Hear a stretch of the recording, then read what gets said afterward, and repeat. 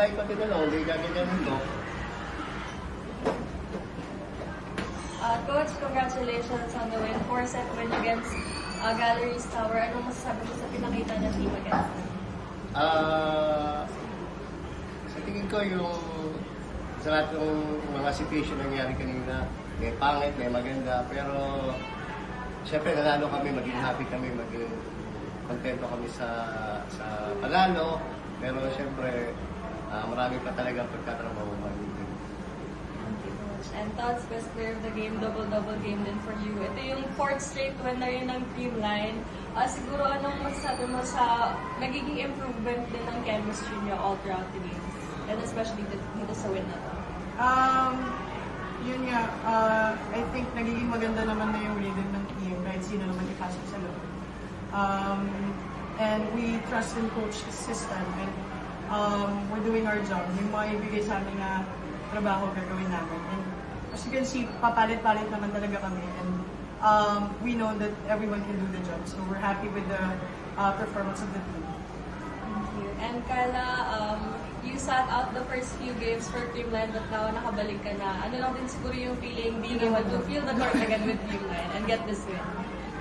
Nung una po medyo kinakabahan pa, tsaka medyo nakakapatin po. Pero dahil na sa coaches at sa mga teammates ko na lagi namang nakasupport, so Hindi naman siya. ayun po, medyo nakabalik po. Yung sa players, paano lang din kayo nanatiling composed, lalo na nung dulo, hanggang dulo lumaban ng Galleries na rin na ipahabol? I think, for me, yung team, nag-grow na yung team. We had a lot of experiences. Hindi naman bago sa amin yung ganong situation. So, we really had to go back to basics and follow the system. And yun nga, sinasabi ko, individually, maraming naging experiences yung mga tao. Hindi lang as a team. So, I think, maganda yung naging pag-handle namin sa situation na yun, nalabanan namin siya. Ulitin ko. As in, naniwala lang din po kami sa system ng mga coaches. Kahit ano pong mangyari sa loob. Basta, kahit ano pong mangyari, basta nandyan naman po yung isa't isa para magsaluhan ng mga trabaho. Kaya take us through lang yung journey now on what happened with you from when mo nasa yung injury, then yung recovery, and yung pagbalik mo nga again. Last year po, nung last conference po, so parang nagka-tear po sa ligaments. So kailangan lang po talaga kang i-rest, wala naman pong cover up na needed. So, yun. And coach, tingin niyo po ba at this point medyo na-figure out niyo na yung tamang rotation, tamang paikot, o medyo inaaral niyo pa rin po yun as the games? Actually, meron na naman kaming rotation talaga. Talagang, syempre, as a team, kailangan din talaga ng mga core players. Then, yung mga off the bench talaga. Di ka naman magiging champion team kung 7 hanggang 6 lang yung gumagawa. So, happy kami kasi yung mga bench nagpe-perform din. Hopefully, magtuloy-tuloy sa mga next game namin. Mas maganda ipakita nila.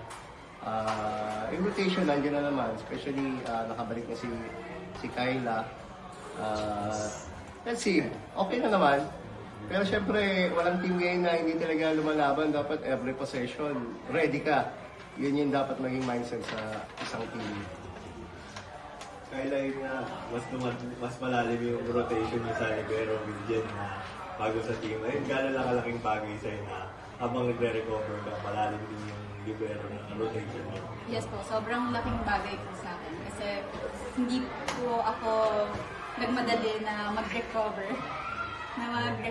So talagang I take my time po para mag-heal po yung injury ko. So sobrang grateful din po ako sa mga kasama ko na Coach, next game will be against NextLed on Saturday din agad. So ano lang yung magiging mindset ng team heading into that game? Syempre, balik muna kami sa training tomorrow. Knowing yung team ng NextLed talagang champion team din. kahit na nag-iba yung pangalan, talaga magre-ready kami. Kasi syempre, may time kami para makabawi, then mag-improve kami papunta sa quarterfinals or saan man kami abutin. Yun yung target namin muna kasi syempre medyo ilang game pa ba sa elimination. So, 4 na games pa. So, napaka-importante nung last 4 games namin kung ano yung magiging sitwasyon ng team namin. Pero mag-focus muna kami sa next game. Thoughts yun nga, parang magiging rematch lang din ng finals last year yung next day. Yun nga, ano lang yung magiging mindset papunta dun sa big game sa Sabado. Personally, excited ako na makalaro ulit sila kasi nga we lost the last game that we played against them. But also, we're looking at the big picture. Hindi lang naman din sila yung contender ba. So, excited na kami bumawi and really play our game kasi nga, lalo na ngayon, we're complete. So, puro excitement lang yung na-feel ko and yun nga, nababawi ko. Thank you, Coach. Thank you. Congrats po.